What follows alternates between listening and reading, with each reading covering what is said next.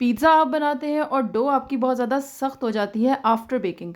तो मैंने आपको एक तो पहले भी बताया है कि पिज़्ज़ा की डो के अंदर अंडा और दूध नहीं जाएगा। अंडा और दूध डाला भी इसीलिए जाता है कि नरम रहे, तो फिर तो ये एक बेसिक सी ब्रेड की डो हो गई, पिज़्ज़ा की तो ना रही। इसीलिए ये दोनों चीज़ें यूज़ नहीं करनी, ब्रेड इम्प्रूवर यूज़ करना है। तो याद रहे कि ये मैं सिर्फ़ और सिर्फ़ आपको पिज़्ज़ा के लिए कह रही हूँ, बाकी कुछ बहुत सारी ब्रेड्स हैं जिनमें दूध और अंडा दोनों जाते हैं और बहुत सारी हैं जिनमें सिर्फ़ अंडा जाता है। अब आपको मैं एक नेक्स्ट टिप भी देती हूँ, पिज़्ज़ा की डो को ना आपने बल्क प्रूफिंग नहीं देनी। डायरेक्ट पैन में लगा दें और इसको प्रूफ होने के लिए रख दें, लेकिन प्रूफिंग से पहले ये साइड के जो किनारों पर मैं ब्रशिंग कर रही हूँ ना लाइट सी ऑयल की, ये लाजमी करनी है।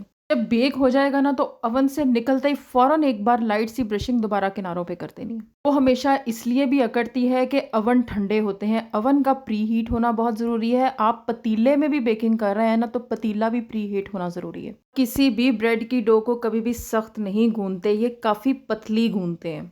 पिज़्ज़ा की डो गूंदते हुए मेरा एक असूल होता है कि ये इतनी ज़्यादा सॉफ्ट होनी चाहिए कि बस इससे ज़्यादा पानी गया नहीं तो ये हाथों में बिल्कुल भी हैंडल नहीं होगी। उस पॉइंट की नरम डो होती है तो पिज़्ज़ा हमेशा नरम बनता है। बाहर से क्रिस्पी बनेगा, अंदर से ये सॉफ्ट बनेगा।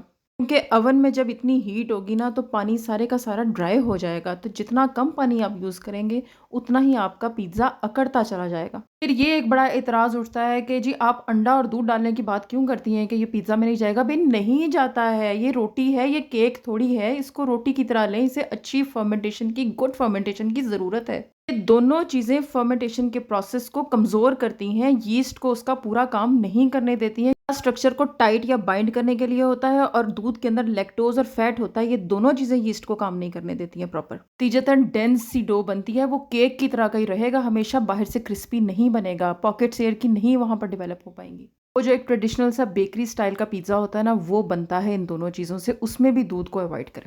लेकिन जब महँगे-महँगे पिज़्ज़ाज़ आप जाकर खाते हैं ना बाहर, वो क्वालिटी चाहिए है तो ये असूल अपनाइए। बस इनको मैंने डायरेक्टली पैन पर लगाया है और अब मैं इनकी प्रूफिंग के लिए रख रही हूँ। अगर मुझे फ़ौरन नहीं बनाने होंगे तो एज़ इट इज़ ट्रेस को मैं फ्रिज में भी रख दूँगी। पिज़्ज़ा को थोड़ा-सा साइंटिफिकली ले लें, थानू बाहर जाके खाण दी लोड़ ही नहीं पएगी।